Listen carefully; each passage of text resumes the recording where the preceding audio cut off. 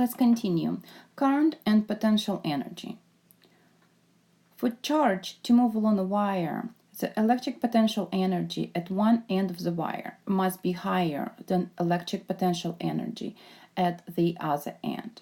So let's think about analogy with a ball rolling down the hill.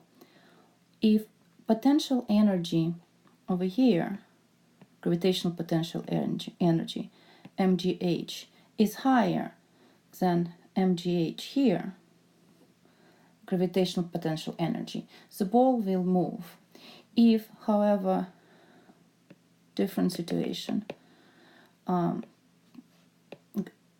gravitational potential energy here, MGH is higher, the ball cannot move over here. So for the motion of a ball, we need to have potential energy differences. So let's read sentence again. For the charge to move along a wire or electric current being created, potential energy, electric potential energy, at one end of the wire must be higher than electric potential energy at the other end. Okay? So I hope now this is clear. Electric potential is related to electric potential energy as potential energy electric divided by charge.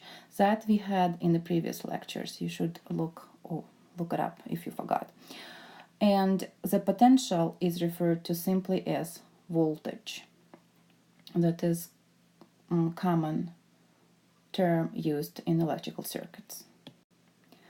So the current is directed from a region of higher potential, this region, to the region of low potential or higher to low voltage, as I said in the previous slide. The direction of current is always from high to low potential. That should also make sense, from higher to lower, regardless if the current is carried by positive or negative charges. So it doesn't matter who carries the current. We know positive direction of current is going to go from high potential to low potential. And the potential difference may be supplied by a battery.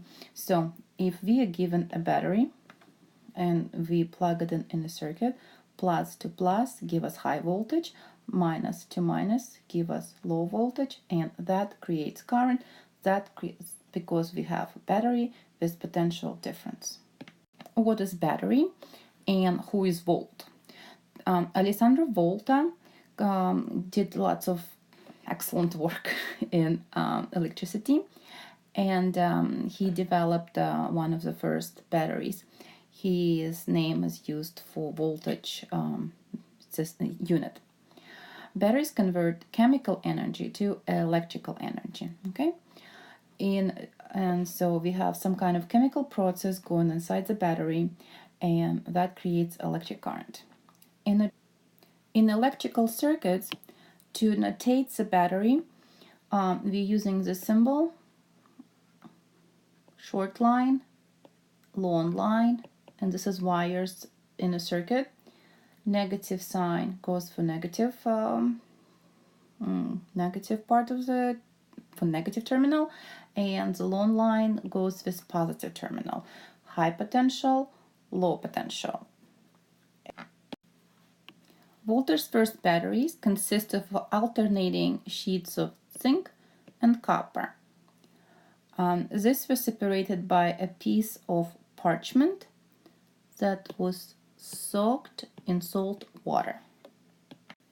He experimented with different materials and discovered that that was the best combination, provided the best current and the best storage. He actually had the wrong explanation of why current running through such a battery, and that theory is absolute right now. So right now what's happening is this chemical process between salt water and corrosion of metals. And so in times the battery run out of charge because corrosion happened completely and it doesn't work anymore. So if you're interested about the battery, you can look it up on the internet or read more in a textbook.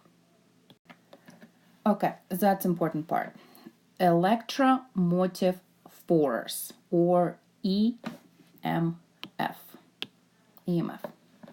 This term was adopted before it was understood that batteries produce an electric potential difference, not a force. So it is electromotive force, however, it's not a force, it's not measured in force units, newtons, it's actually voltage. The terms EMF is denoted with this fancy letter epsilon. This is how I would write it. Or if you want to be careful, another way to do it, some books do it EMF. It's historical term, it's measured in voltage, and it is a voltage. It's not a force, however, it is electromotive force. The value of electromotive force depends on the particular chemical reaction it employs and how the electrodes are arranged. So pretty much it's potential difference. It's what your battery has is like 9 volts or 1.5 volt, whatever it is. And it is this potential difference that creates a current. That's why originally people thought it was a force, because it forces the electron to move.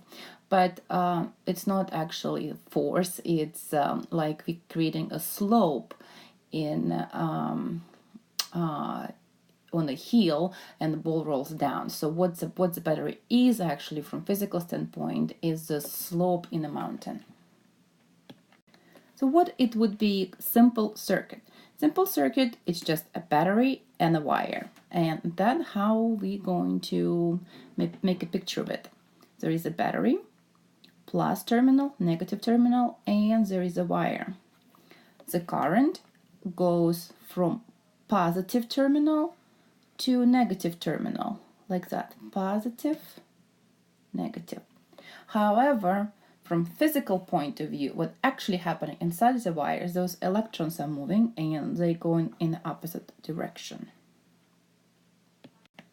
When we connected battery with a wire to something else, or just as a wire, what we're creating, we're giving a road for the charge to move. So charge moves from one terminal to the other terminal through a circuit. The chemical reaction moves charges internally between the electrodes inside the battery. So that's what's happening inside the battery. And no net charge accumulates on the battery terminals while current is present. So this is an important point as well. Ideal versus real batteries. An ideal battery has two important properties. First, it always maintains a fixed potential difference between its terminals, so V does not change, stays constant, or EMF stays constant. This EMF is maintained no matter how much current flows from the battery. Okay, so current can be as large as possible or as needed. So this is an ideal battery. However, a real battery has two limitations. If the current gets very high, EMF gets lower. Because this happens because electrochemical reactions do not happen instantaneously. It can be the same.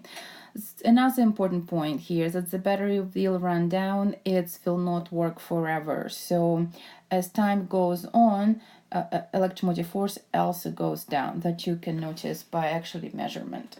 If you have a battery that worked really well, but then it doesn't work as well anymore, you can measure its potential difference with a voltmeter, and you would see that it's not 9 volts anymore. It's say 4.5 volts or maybe 3 volts. Okay, and we'll finish this part of the lecture with problem number 6 from a textbook. Car batteries are typically rated in ampere hours or amps per hour. First, show that ampere hours are actually a unit of charge and determine the conversion from ampere hours to coulombs. Okay, let's do the first part first. We'll make it smaller so I can write. Okay, that's good enough. Okay, so we need to show that ampere times hours is actually a unit of charge and determine conversion. So what is ampere hours? Ampere is defined as it's used for current, and current is charge per time, so it's coulomb per second. And now we have hours over here. Okay, so this is time, and this is charge, so time cancels out, and we have to. So however, to cancel seconds and hours, we have to do conversion factor. 1 hour is equal to 3060. So we have 1 hour here and 3600 seconds. So now we can cancel hours, canceled, seconds cancel, and the answer should be coulombs times 3600.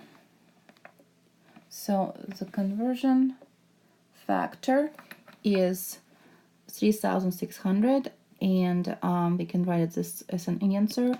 Ampere per hour, hence is equals 3600 coulombs. So we showed that it's amperes times hours actually charge, and conversion factor is 3600. So this was A. Let's go to B. B.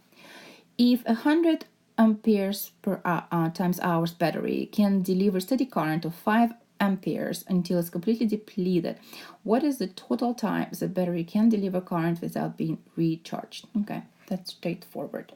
So we have 100 amperes per hour, and with a steady current of 5 amperes. So then ampere will cancel out. We have hours left. So it is going to be 20 hours. So the battery can run for 20 hours. And part C, let's read it.